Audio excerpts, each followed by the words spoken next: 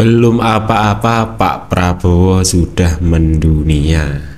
Jawaban di luar negeri ketika diinterview bikin tercengang. Mari simak videonya. Prabowo Gibran pecahkan rekor dunia dengan perolehan suara terbanyak sepanjang sejarah pemilu presiden dunia. Guys, resmi sudah pasangan Prabowo Gibran dinyatakan sebagai pemenang Pilpres 2024. Usai KPU mengumumkan hasil rekapitulasi pada Rabu 20 Maret 2024. Pasangan nomor urut 2 ini berhasil meraih 58,58% atau 96 juta suara. Nah, di antara negara-negara demokratis yang sistem pemerintahnya presidensial, perolehan ini adalah perolehan terbesar di sepanjang sejarah pemilu presiden dunia. Joe Biden, presiden Amerika itu memperoleh 81 juta suara di pemilu 2022 yang lalu. Luiz Inácio Lula da Silva, presiden Brazil, memperoleh 50,90% atau sekitar 60 juta suara. Lalu Erdogan, presiden Turki yang 2023 kemarin melakukan pemilu. Beliau menang tipis dari rivalnya dengan perolehan 27.834.000 suara. Presiden Prancis Emmanuel Macron pada pemilu 2017 yang lalu, beliau meraih 20 juta suara lebih. Dan presiden-presiden negara lain yang perolehan suaranya masih jauh di bawah Prabowo Gibran. Seperti Presiden Korea Selatan dengan perolehan 16 juta suara, Presiden Nigeria itu sekitar 8,8 juta suara. Jelas terima kasih khususnya Pak Prabowo yang setelah kalah berkali-kali, sekalinya menang langsung big win. Dan menurut gue sih kenapa pasangan Prabowo Gibran itu bisa menang banyak, ya karena rakyat tahu dan sadar mana yang layak memimpin sebuah negara. Bagaimana? Nah, memang rakyat tahu dan sadar bahwa siapa pemimpin yang pantas untuk Indonesia. Jadi kemarin yang teriak curang-curang itu, kalau curang kok sampai suaranya 58% dan suara keseluruhannya 90 juta sekian orang, yang menjadi rekor baru di dunia. I will be myself, I will be genuine. What does that mean? That means that you are true to your principles, your values, your ideals. And as a patriot, my main value is the well-being of my people. The well-being of my people. My people must be safe. My people must not be hungry. My people must have a good life. That is the dream of every patriot, of every country in the world. No, I've been out of the military for what?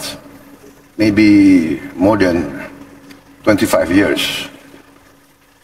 So I think it's just, it's a, what do you call it? It's a non sequitur. It doesn't relate to any. But why don't you ask the Indonesian people? I go to elections already 4 times.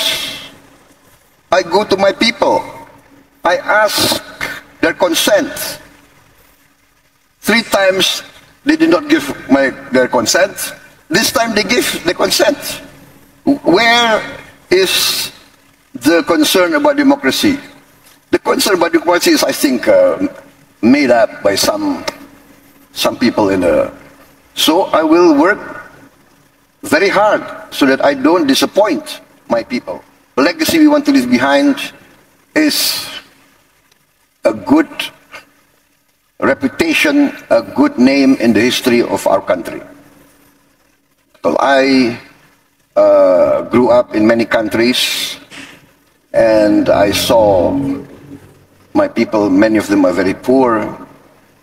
In my heart, I cannot accept that in this day and age, Indonesia, member of the G20, Indonesia, the 4th largest population in the world,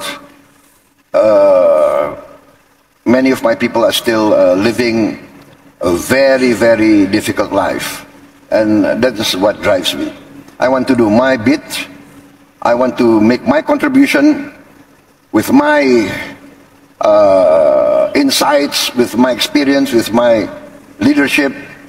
I believe I can contribute a lot to bettering the life of my people. Nah, bikin merinding pidato Prabowo di acara Qatar Economic Forum ini. Itu semua kepemimpinannya hanya ditunjukkan untuk rakyat, dan beliau menjelaskan bahwa meskipun dia 3 kali kalah dan baru kali ini rakyat menyetujui, itu jelas-jelas Pak Prabowo benar-benar untuk rakyat.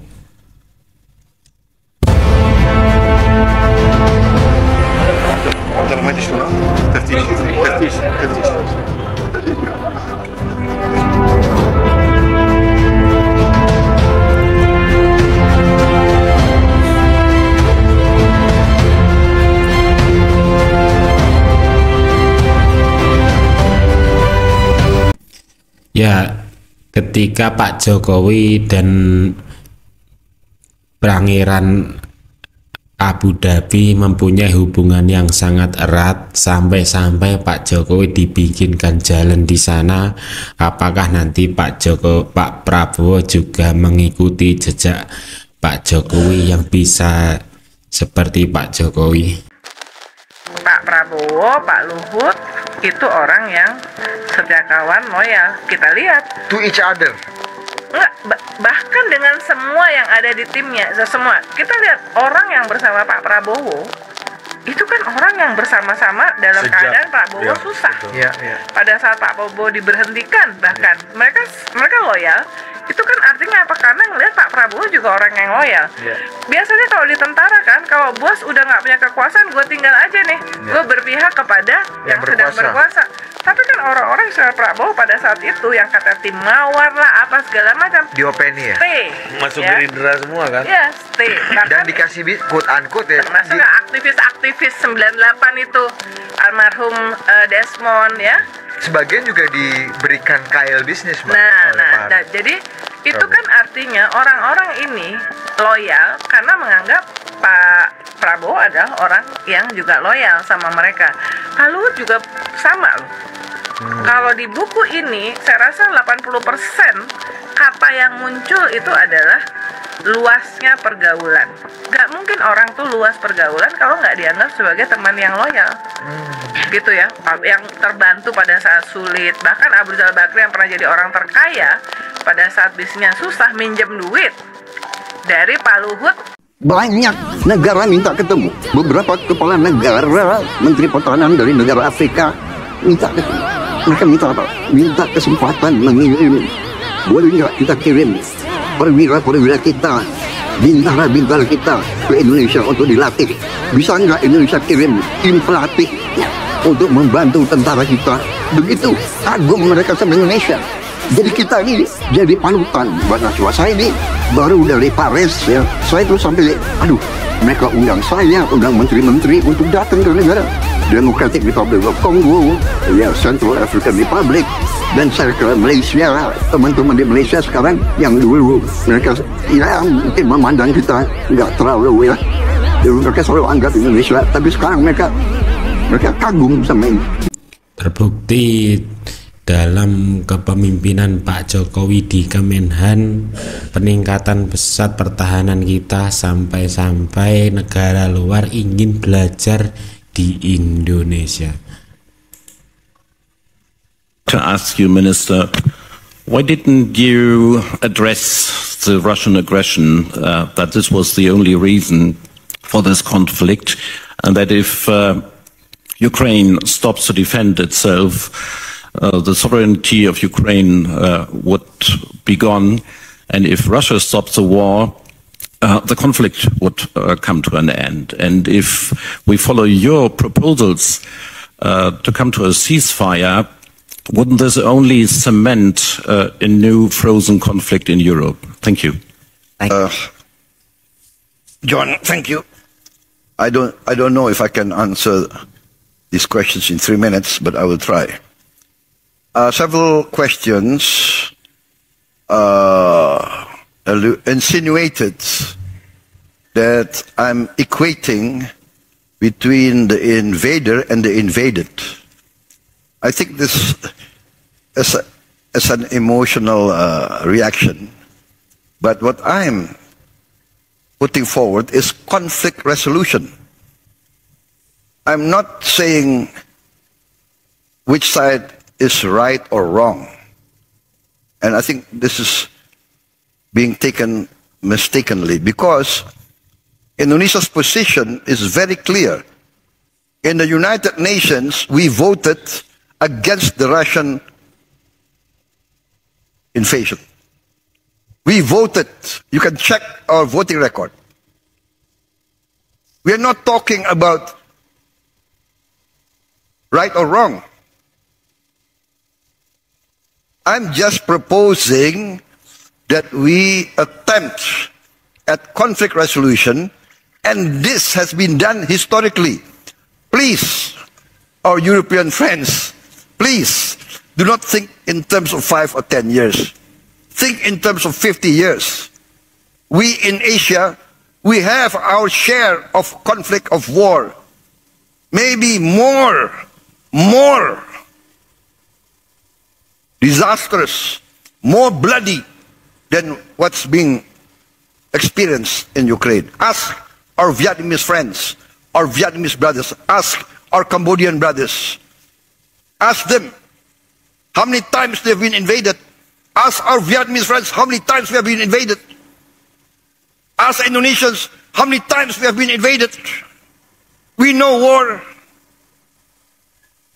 We want to resolve. We want to help. But again, it's up to the two parties. What is the United Nations for? If not for conflict resolution? Why is a proposal for a demilitarized zone so taken as if it's not rational? We have a demilitarized zone in Korea. We had a demilitarized zone between North and South Vietnam. We had a demilitarized zone in the Sinai. We have now United States monitoring force in many countries.